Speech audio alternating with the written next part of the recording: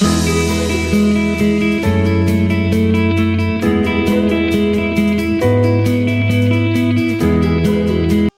Everyone, स्वागत है आप सभी का हमारे YouTube channel Bihar topper classes BTC में। आज के इस वीडियो में हम लोग क्लास 9th मैथ के चैप्टर 5 को पढ़ेंगे, समझेंगे। इसका नाम है ज्यामिति।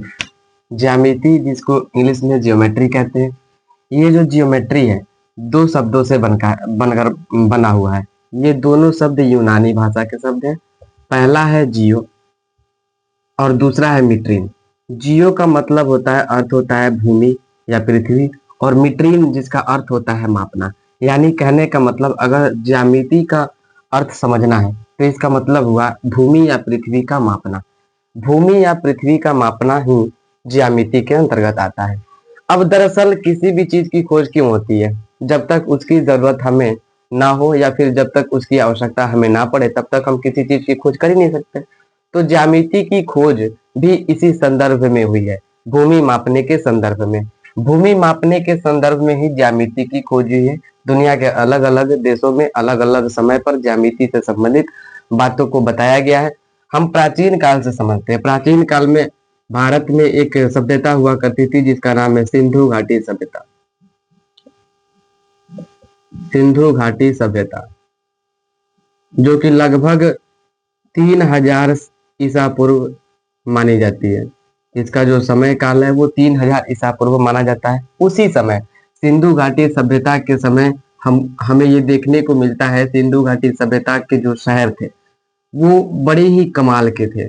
जो शहर थे वो बड़े कमाल के थे। वो जो घरों की बनावट थी, ईंटों की बनावट थी, वो सारे के सारे कमाल थे। क्योंकि ईंटों का जो बनावट था वो 4:2:1 के अनुपात में था। और जो इनकी सड़कें हुआ करती थी वो एक दूसरे को समकोण पर काटते थे। एक दूसरे को समकोण पर काटते थे। समकोण यानी कहने का मतलब ये है कि एक दूसरे को ऐसे काटते थे। अब ये काटने की जो प्रवृत्ति है, ये जो काटा हुआ दिख रहा है, ये बिना ज्यामिति के पॉसिबल ही नहीं है। ये बिना ज्यामिति के पॉसिबल नहीं, यानी संभव नहीं है। उसी समय अन्य देशों में अगर हम बात करते हैं तो जो मिस्र की सभ्यता थी, मिस्र की सभ्यता में हमें ये देखने को मिलता है कि मिस्र में बहुत बड़े बड़े पिरामिड हुए। और हम जब पिरामिडों को देखते हैं तो पिरामिडों को देखने पर पता चलता है कि वो एक तरह से त्रिभुजाकार है। मतलब वो एक तरह से त्रिभुज की आकृति, या फिर कह सकते हैं कि नीचे जो उसका आधार बना हुआ है वो वर्ग की आकृति का है। यानी कहने का मतलब है कि वो बिना ज्यामिति की नॉलेज के बनाया नहीं जा सकता। उसमें ज्यामिति की नॉलेज रही होगी तभी जाके वो बना है। और यहाँ भी हम देखते हैं सिंधु घाटी सभ्यता में जो ईंट बने हैं, शहरों की जो बनावट थी, सड़कें जो संपूर्ण प्रकार थे वो भी बनी हुई हैं, तो ज्यामितीय समझ के द्वारा ही बनी हुई है। अभी और थोड़ा समझते हैं कि प्राचीन काल में हमारे देश में हवन यज्ञ किया जाता था, अभी भी होता है हवन यज्ञ। हवन यज्ञ जब होता है ना, तो हवन यज्ञ करने के लिए कुंड बनता है। हवन यज्ञ करने का जो कुंड बनता है वो भी एक त्रिभुजाकार होता है, ऐसे। यानी कहने का मतलब ऐसे त्रिभुजाकार हवन कुंड बनता है। तो ये सारी की सारी जो चीजें हैं वो पहले से ही चली आ रही हैं, लेकिन इसके बारे में कहीं भी जिक्र देखने को नहीं मिलता है। लेकिन जैसे जैसे समय बीता तो हम देखते हैं कि एक व्यक्ति हुए जिसका नाम था थेल्स। थेल्स ने भी इसमें अपनी थोड़ी महत्वपूर्ण भूमिका निभाई। इनका एक शिष्य हुआ जिनका नाम था पाइथागोरस, जिसके बारे में आप लोग जानते ही होंगे। पाइथागोरस, इन्होंने भी इसके संदर्भ में कुछ बातें जो है कही है, उन्होंने कुछ सूत्र और नियम बताए हैं। उसके बाद एक व्यक्ति आते हैं जिनका नाम था यूक्लिड। एक व्यक्ति हुए जिनका नाम था यूक्लिड। यूक्लिड ने एक पुस्तक लिखी जिसका नाम था एलिमेंट्स। और एलिमेंट्स के अंदर 13 अध्याय थे, यानी 13 भागों में बटा हुआ जो इनका एक बुक है एलिमेंट्स। एलिमेंट्स 13 भागों में बटा हुआ है और प्रत्येक भाग को बोला जाता है पुस्तिका। प्रत्येक भाग को पुस्तिका कहा जाता है। और उनकी पहली जो उनकी जो पहली पुस्तिका है उसमें 21 परिभाषाओं का जिक्र किया गया। 21 परिभाषाओं का जिक्र किया गया। अब वो परिभाषाएं कौन कौन सी है, अब हम लोग उस परिभाषाओं को समझेंगे कि कौन कौन सी यूक्लिड महोदय ने जो बुक लिखी है जिसका नाम है एलिमेंट्स, इसमें प्रत्येक भाग में जो प्रत्येक भाग है उसको हम बोलते हैं पुस्तिका। और पुस्तिका एक में लगभग 21 से 23 परिभाषाओं का जिक्र किया गया है।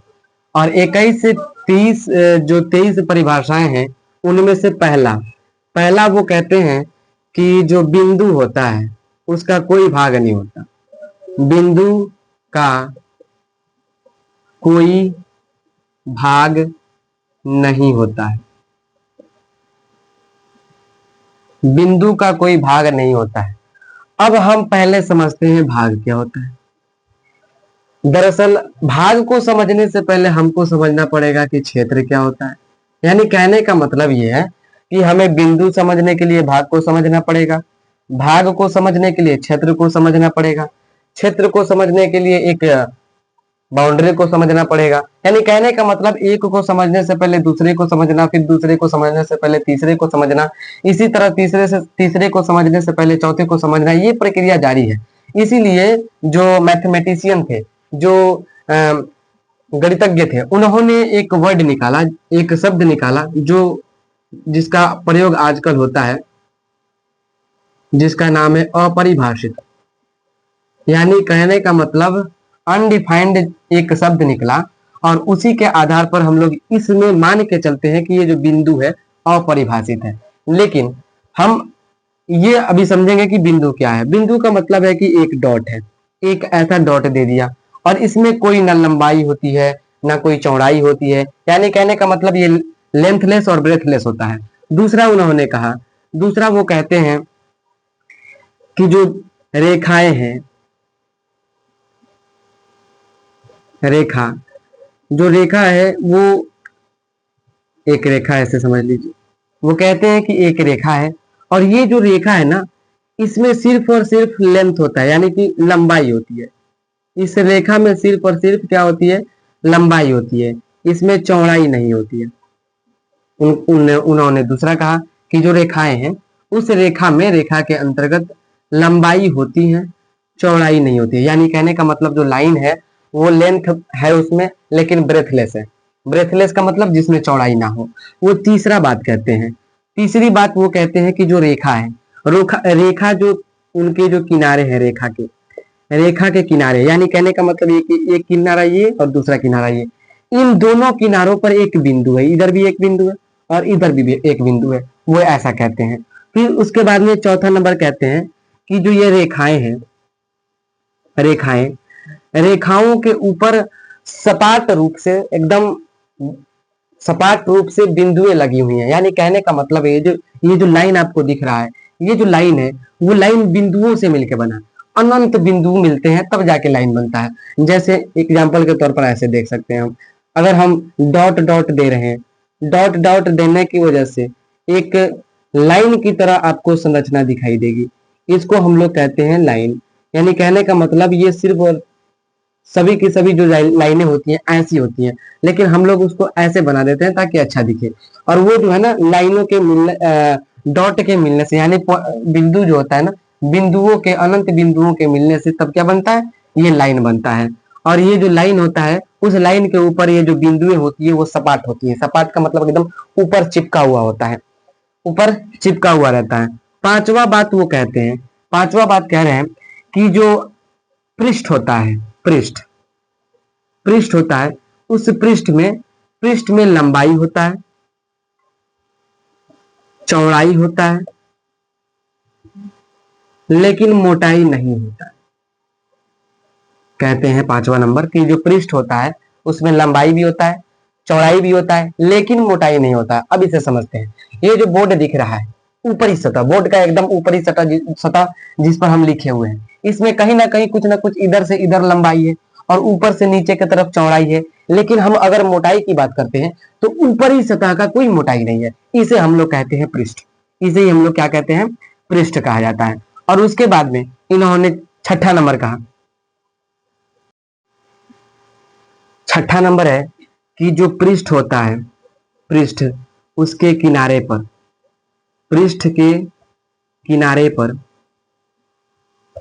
किनारे किनारों पर रेखाएं होती हैं। अब रेखाएं कैसी होती हैं, देखिए, यानी कहने का मतलब ये जो आपका पृष्ठ दिख रहा है, इस पृष्ठ में कहीं ना कहीं ये एक तरह से इधर जाता हुआ एक लाइन है, तो यही लाइन जो है लंबाई है। यानी कहने का मतलब किनारों पर जो होता है रेखा होती है, और यही लंबाई जो है एक रेखा के रूप में है। सातवां नंबर वो कहते हैं, सातवां नंबर वो कहते हैं कि अगर कोई पृष्ठ है, पृष्ठ पृष्ठ जो है ना, एक हम अगर रेखा खींचते जाते हैं, रेखा खींचते जाते हैं तो एक पृष्ठ का निर्माण होता है। जैसे अगर हम देखते हैं, इधर हम रेखाएं खींच रहे हैं, बहुत सारी रेखाएं अगर हम खींचते हैं जो एक दूसरे से सटी हुई हो, तो ऐसे में जो बनता है वो एक पृष्ठ का रूप धारण करता है।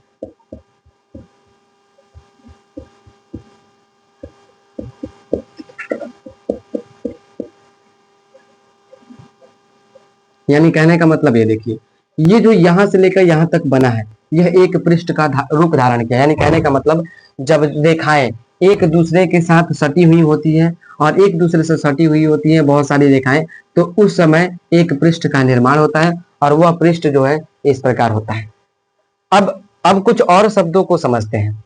इसी के अंतर्गत, इसी ज्यामिति से संबंधित एक और भी बातें बताई गई हैं। एक वर्ड है अभिधारणा। अभिधारणा, एक वर्ड है अभिधारणा और दूसरा है अभिगृहित। अभिगृहित, ये अभिधारणा और अभिगृहित का होता है। अभिधारणा का क्या मतलब है? अभिधारणा शब्द का जो प्रयोग है वो सिर्फ और सिर्फ ज्यामिति के लिए होता है, बाकी किसी चीज के लिए नहीं होता है। लेकिन जो अगर हम अभिगृहित का बात करते हैं, तो अभिगृहित जो शब्द है ज्यामिति के लिए भी यूज होता है और अन्य चीजों के लिए भी होता है। चलिए अब हम दोनों अभिधारणाओं और अभिगृहित से संबंधित बातों को समझते हैं। अब हम बात करते हैं अभिगृहित की। अभिगृहित की, अभिगृहित से संबंधित बहुत सारी बातों का जिक्र किया गया है। एक बात है कि यदि यदि दो वस्तुएं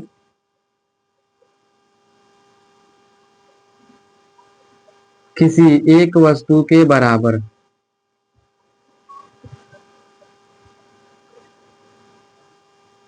किसी एक वस्तु के बराबर हो, तो दोनों परस्पर बराबर होती है। परस्पर बराबर होती है। यदि दो वस्तुएं किसी एक वस्तु के बराबर है तो परस्पर जो है वो बराबर होती है। अब चलिए इसे समझते हैं। यानी कहने का मतलब ये है कि एक तरफ 1 kg चीनी है, 1 kg चीनी, दूसरी तरफ 1 kg दाल है, तीसरी तरफ 1 kg आटा है। अब तीनों जो है 1-1 kg का है। तो क्या कह रहा है कि दो वस्तुएं, अगर मान लेते हैं कि चीनी और आटा, ये दोनों एक 1 किलो दाल के बराबर है, तो ये दोनों के दोनों यानी चीनी और आटा आपस में बराबर होगा। यानी कहने का मतलब दो वस्तुएं किसी एक वस्तु के बराबर है, तो ये जो दोनों वस्तुएं हैं आपस में बराबर होंगी। यानी कहने का मतलब 1 kg चीनी बराबर 1 kg आटा, यही बात कही गई है। अब दूसरा समझते हैं। दूसरी बात क्या कही गई है? दूसरी बात कही गई है कि अगर बराबरों में बराबरों में बराबर जोड़ा जाए तो कोण भी बराबर आता है। बराबरों में बराबर जोड़ा जाए तो कोण भी बराबर आता है। कैसे? देखिए, 7 बराबर 7 ये बराबर है। हम क्या करें, बराबरों में बराबर जोड़ा, तो ये 7 में 7 बराबर है दोनों में, और दो भी दो बराबर है, मैंने 7 के 7 बराबर, 2 के 2 बराबर। बराबरों में बराबर जोड़ा जाए तो जो इसका योगफल आएगा, योगफल जिसको कोण कहते हैं, वो भी बराबर। कैसे? 7 और 2 9 बराबर, 7 और 2 9। यानी कहने का मतलब है दो बराबर जो वस्तुएं हैं या फिर संख्याएं हैं, दो बराबर संख्याओं को जब जोड़ते हैं तो आंसर भी बराबर आता है। अब तीसरा क्या है, तीसरी बात कहता है कि बराबर संख्याओं, बराबरों में बराबर घटाया जाए, बराबरों में बराबर घटाया जाए तो ये जो इसका शेषफल आएगा, शेषफल वो भी बराबर होगा, शेषफल जो आएगा वो भी बराबर होगा। कैसे, इसी पे समझते हैं। दोनों तरफ बराबर बराबर ही है, अब घटाना है। 7 में से 5, 7 में से 2 गया तो 5, और फिर इधर 7 में से 2 गया तो 5, यानी कहने का मतलब बराबरों में से बराबर घटा रहे हैं तो आंसर जो उसका आ रहा है वो भी बराबर ही आ रहा है। और तीसरा हो गया। अब चौथा समझते हैं। चौथा कहा गया है कि अगर दो रेखाएं, दो रेखाएं समपाती हो, समपाती हो का क्या मतलब, समपाती हो का मतलब जो एक दूसरे को पूरी तरीके से ढक ले, यानी एक दूसरे के ऊपर चढ़ा हुआ हो, उसे कहते हैं समपाती। यानी जैसे ये समझ लीजिए, एक ये जो लाइन है, एक समझते हैं ए बी ऐसे करके एक है, और इसी के ऊपर एक अन्य लाइन है, इसी के ऊपर एक अन्य लाइन है जिसका हम नाम दे देते हैं सी डी। तो कहने का मतलब जो जितना ए बी की लंबाई होगी उतना ही सी डी की लंबाई होगी। यानी दो रेखाएं जब समपाती हो तो वो आपस में बराबर होती है। यानी कहने का मतलब कि दो रेखाएं जब एक दूसरे के समपाती हो, यानी एक दूसरे के ऊपर ऐसे ढक दिया है, तो दोनों की जो लंबाई होगी एक दूसरे के बराबर होगा। अब समझते हैं पांचवा नंबर। पांचवा पांचवा कहता है कि अगर किसी वस्तु का या किसी संख्या का दोगुना किया जाए, दोगुना, तो जो दोगुना करते हैं तो दोनों तरफ दोगुना बराबर होता है। यानी कहने का मतलब अगर इधर हम 2 रखें, इधर भी 2 रखें, अब दोनों तरफ दो दो गुना कर रहे हैं तो दो दो गुना करने के बावजूद भी हमारा आंसर क्या आ रहा है, बराबर आ रहा है। उसके बाद छठा नंबर है। छठा नंबर ये कहता है कि संख्या है और संख्या का आधा करते हैं, संख्या का क्या करते हैं, आधा। तो आधा करने पर जो संख्या आधा आधा हुई है वो आपस में बराबर होंगी, या ऐसे कह सकते हैं कि 4 है और 4 का आधा आधा किए तो 2 यानी कहने का मतलब ये जो दो संख्याएं आई हैं वो दोनों संख्याएं आपस में बराबर है। आज आज जो है इसी जो इंट्रोडक्शन है ज्यामिति चैप्टर का, वो इंट्रोडक्शन जो है खत्म हो रहा है। अब इसके जो सॉल्यूशन, जो क्वेश्चन है और उनका जो सोल्यूशन है अगले वीडियो में हम लोग देखते हैं।